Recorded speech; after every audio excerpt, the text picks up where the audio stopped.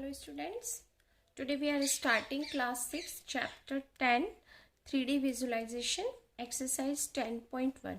Question number first में है using a divider कि डिवाइडर किसको बोलते हैं हम ज्योमेट्री बॉक्स में, इस जिसमें ये दोनों निडल होती है ना दोनों तरफ, ये इसको हम डिवाइडर बोलते हैं। और ये होता है हमारा कंपास जिसमें हम पेंसिल लगाकर यूज करते हैं। ठीक है, तो उसने कहा है using a divider find which is the longer line segment A B और सी डी।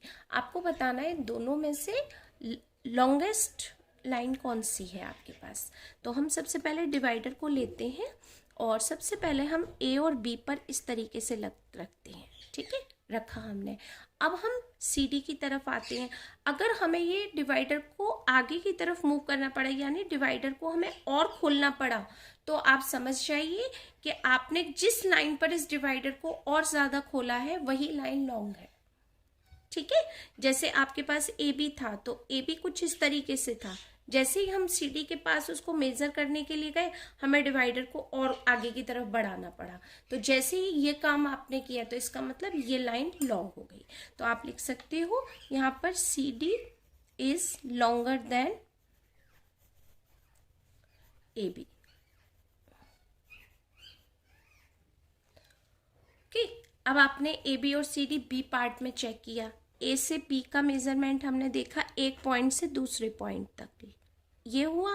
फिर हम सी डी पर गए, लेकिन सी डी में हमें देखा तो हमें सी डी पर इसको कम करना पड़ा, अंदर की तरफ ले जाना पड़ा। जैसे ही हम इसको अंदर की तरफ ले गए तो इसका मतलब हमने लेंथ को कम कर दिया। जैसे ही लेंथ को कम किया तो आपकी ए बी लाइन ग्रेटर हो गई। तो यहाँ पर हम लिख सकते हैं A B is longer than C D, longer than C D. Okay, अब सेकंड क्वेश्चन है। सेकंड क्वेश्चन में using divider and a ruler. अब उसने डिवाइडर के साथ कहा है रूलर का भी यूज करो। रूलर क्या है, ये है आपके पास में। Find the length of the following line segment, मतलब डिवाइडर की हेल्प से और रूलर की हेल्प से आपको ये बताना है ये इसकी लेंथ क्या है ए बी की। तो हमने सबसे पहले फर्स्ट यहाँ पर रखा, फिर हमने इसको यहाँ रखा, ये हो गया मेजरमेंट। अब हमने इसको रूलर पर रख के देखा, ये रखकर देखा इसने किस लाइन पर इसको टच किया, 2.3, यानी जो ए बी का मेजरमेंट है वो कितना हो गया आपके पास 2.3 सेंटीमीटर।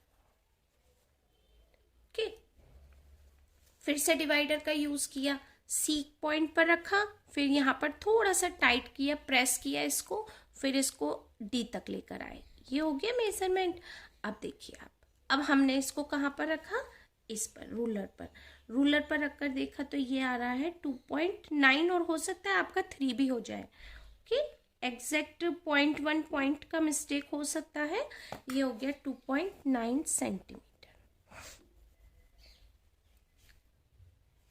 अब हमने इसको पी क्यू पर मेजर करके देखा। सबसे पहले पी पर रखा, थोड़ा सा प्रेस किया और सेकंड इसको यहाँ तक क्यू तक लेकर आए, ये देखिए पूरा हो गया इस तरीके से। अब हमने इसको इस पर रखा रूलर पर। तो रूलर पर रखने के बाद हमने इसको चेक किया तो ये आ रहा है 3.5 सेंटीमीटर।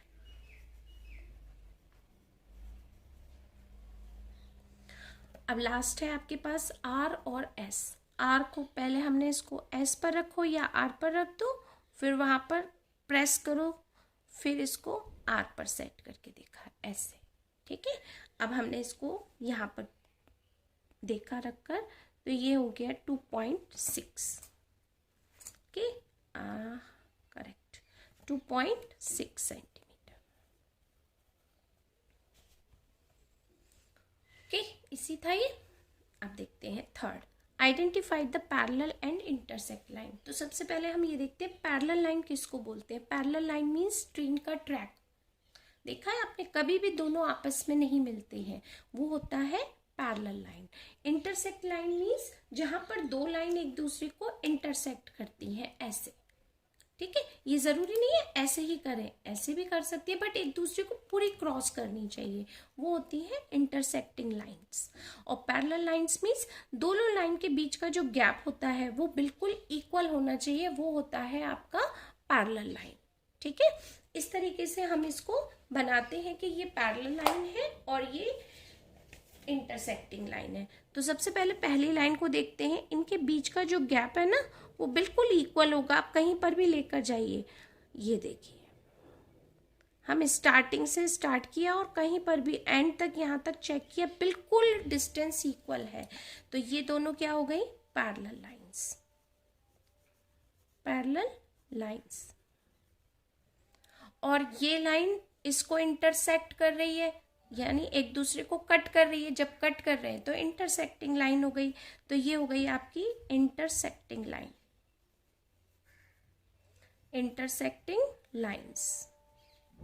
ये भी लाइन एक दूसरे को इंटरसेक्ट करिए, इंटरसेक्ट का मतलब किसी भी डायरेक्शन में एक दूसरे को क्रॉस करेंगे, वो होता है इंटरसेक्टिंग लाइन। ये हो गई इंटरसेक्टिंग लाइन। और ये तो क्लियर शो हो रहा है आपको, दो लाइन एक दूसरे के बिल्कुल पैरेलल है, तो इसको हम क्या लिखेंगे, parallel lines. Okay, parallel lines. Okay, अब यहाँ पर है check which of the following intersecting line are perpendicular. Perpendicular क्या होता है कि देखिए मैं आपको एक बार फिर से बता देती हूँ। पैरेलल लाइन, दोनों के बीच में डिस्टेंस बिल्कुल इक्वल, इंटरसेक्ट में किसी भी पोजीशन में एक दूसरे को इंटरसेक्ट करना, ये सब इंटरसेक्टिंग लाइंस होती हैं ये। और परपेंडिकुलर लाइंस क्या होती हैं, जो एक दूसरे को 90 डिग्री के एंगल पर परपेंडिकुलर करती हैं। ठीक है, क्योंकि उसने कहा इंटरसेक्ट तो करती है पर परपेंडिकुलर, परपेंडिकुलर का मतलब होता है दोनों साइड में 90 डिग्री का एंगल आना, तो ये होता है परपेंडिकुलर लाइन। ठीक है, तो यहाँ पर आपके पास ये है कि इसमें परपेंडिकुलर लाइन कौन सी है, इंटरसेक्टिंग लाइन और परपेंडिकुलर। परपेंडिकुलर का मतलब एक दूसरे को एग्जैक्ट, ये क्लियर शो हो रहा है कि ये बिल्कुल मिड में कट कर रहे हैं, तो ये होगा आपका intersecting line. Okay, check which of the following intersect line and perpendicular. तो देखो ये तो हो गया इंटरसेक्टिंग लाइन, ये भी इंटरसेक्टिंग लाइन, ये दोनों परपेंडिकुलर है या नहीं वो हम डी की हेल्प से चेक कर सकते हैं। ठीक है, अगर एक भी साइड 90 डिग्री का एंगल है तो ये परपेंडिकुलर, देखो एग्जैक्ट 90 डिग्री का एंगल है, तो ये क्या हो गया आपके लिए, परपेंडिकुलर। शॉर्ट में लिख दे रही हूं मैं, यहां पर भी देखते हैं हम, ये भी हमारा एग्जैक्ट है, तो ये भी क्या हो गया आपके लिए, perpendicular. Okay, last, if line segment AB is a perpendicular bisector to the line segment। bisector का मतलब होता है किसी भी लाइन को दो इक्वल पार्ट्स में डिवाइड करना। जैसे अब आपके पास यहाँ पर है, ये लाइन है 12 सेंटीमीटर की, ठीक है। अब हमने इस पर परपेंडिकुलर ड्रॉ किया, परपेंडिकुलर के साथ बाइसेक्टर। बाइसेक्टर का मतलब होता है अपने ही इसी बेस को दो इक्वल पार्ट्स में डिवाइड करना। बाई मतलब बाइसेक्टर, दो पीस में डिवाइड करना, यानी यहां से यहां तक हो गया 6, एग्जैक्ट मिड में से, यानी दो बिल्कुल इक्वल पीस करना 6 सेंटीमीटर। ठीक है, तो बिल्कुल यही इसने यहां पर कहा है, if line segment AB is perpendicular bisectors to the line segment CD, then what is the length of line segment AD and BD। Bisect किया है उसने इस फिगर को, ठीक है। फिगर आपको शो नहीं हो रहा शायद, एक सेकेंड। उसने इस फिगर को बाइसेक्ट किया है CD लाइन ने AB को, तो वो पूछ रहा है A से D का मेजरमेंट कितना होगा, तो AD इक्वल टू BD कितना होगा, पूरी लाइन में 2 से डिवाइड कीजिए, AB डिवाइड बाई 2, यानी कितना आएगा 6/2 इक्वल टू 3 सेंटीमीटर। आपका A से D का मेजरमेंट भी 3 और B से D का मेजरमेंट भी 3, क्योंकि बाइसेक्टर का मतलब होता है बिल्कुल दो इक्वल पार्ट्स में उसको डिवाइड करना। ओके, आई होप कि ये बहुत कम थे इसमें क्वेश्चंस और बहुत इजी भी थे, तो इजीली आपने समझ भी लिए होंगे। एक बार आप बिल्कुल ऐसे इसको देख सकते हैं। ओके।